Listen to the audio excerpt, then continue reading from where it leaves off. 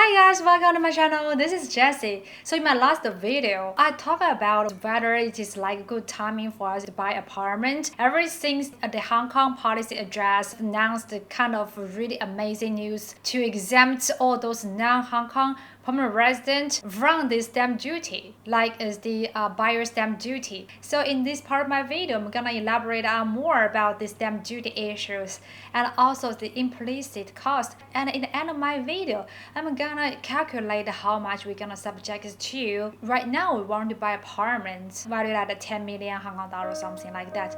Okay, let's go.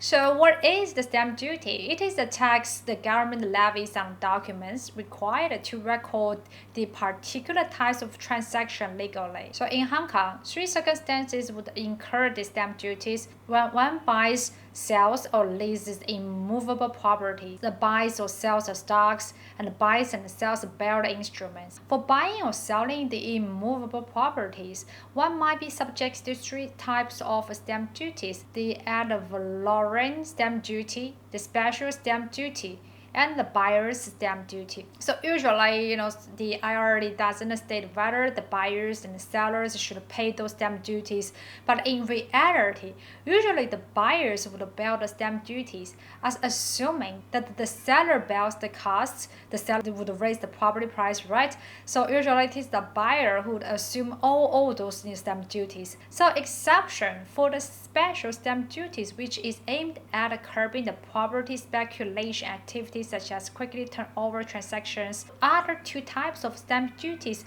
are our concern right now. Actually, before the Hong Kong policy address held on October 25th, 2023, the non-permanent residents are subjected to a 30% stamp duty on the consideration, among which 15% is ad valorem stamp duty, and the other 15% is buyer stamp duty. So right now, since the October 25th, 2023, the buyer stamp duty reduced from 15% to 7.5% on the consideration. And 7.5% buyer stamp duty is not necessary to pay once you buy the property. But if the non-permanent residents cannot successfully become a permanent resident, they will pay back the buyer stamp duty instead.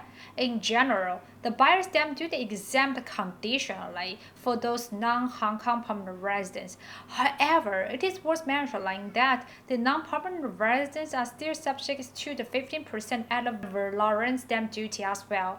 Our permanent residents are also subject to the same level flat rate of 15%.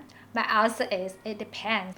So for a Hong Kong permanent resident, if buying a resident property acting on their own behalf and not any other residential property in Hong Kong at the time of acquisition of a subject's property, they are subject to a lower progressive rate called Scale 2. Here we can see the chart of a lower rate of ad valorem stamp duty Scale 2 as below in this table. So as we can see that for buying a 10 million property, a permanent resident is merely subject to 3.75% stamp duties, but for a non-permanent resident, they are subject to 15 flat rate stamp duty. There is still 11.25% difference in stamp duty, right? So if we are not confident that the property will increase by at least 11% in value in recent years, why not wait until we become a permanent resident rather than paying the extra 11% stamp duty immediately and bearing the high interest rate environment right now? In addition, there are three types of implicit cost. This means that even though the down payment is only 10%, we still have to prepare more cash for those implicit costs. So how much are those implicit costs? And what are those implicit costs? First, the implicit cost is something to do with the commission or paid to those real estate agents. So if we are buying the second-hand apartment, we have to pay the commission to real estate agent who will provide you with foreign services such as supporting you, to contact all those, the the sellers and visit those properties and check the history and ownership of those properties, whether those properties have some suicide issue, which would reduce the value of property because of those historical issues or something involved. And the commission fee is generally 1% of the consideration charged to the buyer. And by the way, the seller is also expected to pay 1% commission fee on the other side as well. So in total, commission fee would be like 2%. The buyer and the seller split the bill. Each one would bear the 1% of commission fee. And for the new property, usually the buyer is exempt from the commission, as the real estate developers would pay this commission fee rather than the buyer. Okay, the second implicit cost would be like the legal fee, ranging from the 6K to 12K Hong Kong dollars, which will prepare the sales and purchase agreement. Also, if you want to apply for this mortgage, attorney must be a qualified law firm as well. So this would be also a part of the implicit cost we are talking about. Well, and another implicit cost is something to do with mortgage insurance if your down payment is 10%. So according to the guidance of the Hong Kong Monetary Authority, the mortgage loans for the owners occupied property are always subject to the mortgage loan limits cap. So you want to borrow more than 70% of mortgage, so you have to buy the mortgage insurance from the insurance company.